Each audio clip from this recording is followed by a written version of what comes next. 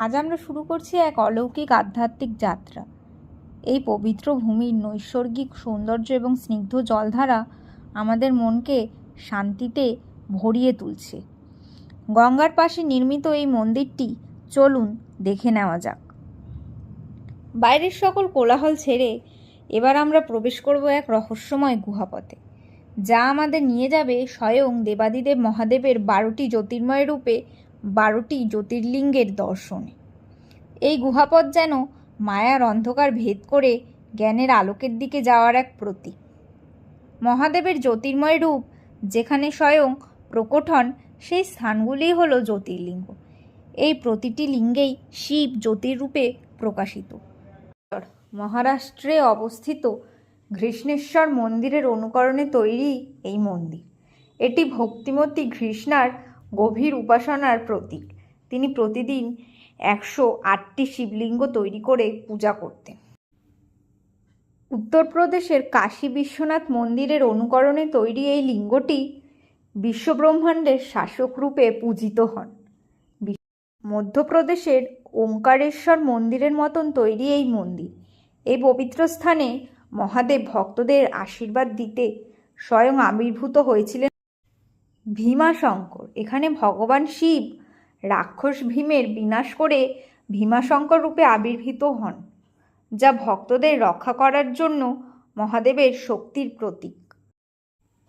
দ্বারকাধীশের পবিত্র ভূমিতে অবস্থিত নাগেশ্বর জ্যোতির্লিঙ্গ। এটি সেই পবিত্র স্থান যেখানে মহাদেব ভক্তদের রক্ষা করার জন্য আবির্ভূত হন। দক্ষিণ ভারতের এই রামেশ্বরম জ্যোতির্লিঙ্গ স্থাপন করেছিলেন স্বয়ং শ্রীরামচন্দ্র। এটি সেই পবিত্র স্থান। ঝাড়খণ্ডে অবস্থিত এই বৈদ্যনাথ জ্যোতির্লিঙ্গ, এটি রোগমুক্তির ঈশ্বর নামে বিখ্যাত। ত্রম্বকেশ্বর, এই লিঙ্গটি ব্রহ্মা বিষ্ণু এবং মহেশ্বরের প্রতীক রূপে 3টি ক্ষুদ্র গর্ত আকারে দেখা যায়।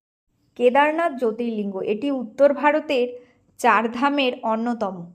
এই মন্দিরে শিব ত্রিকোণাকার শিলারূপে বিরাজমান।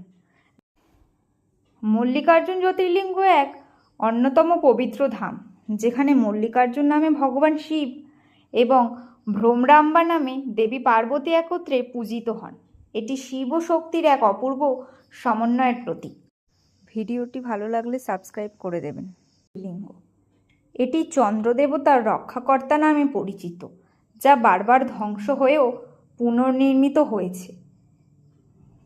মধ্যপ্রদেশের উজ্জয়িনীর অনুকরণে তৈরি এই মহাকালেশ্বর জ্যোতির্লিঙ্গ।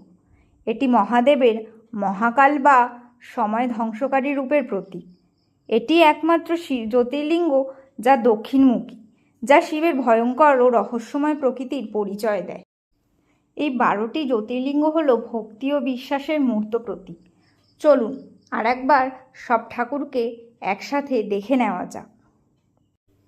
মহাদেবের এই সকল রূপ আমাদের এক কথাই মনে করিয়ে দেয় যে সকলের মধ্যে এবং সকল স্থানেই শিব বিরাজমান। এই জ্যোতির্লিঙ্গ যাত্রা যদি আপনাদের মনকে শান্তি দিয়ে থাকে, তাহলে ওম নমঃ শিবায় বলে কমেন্ট করুন।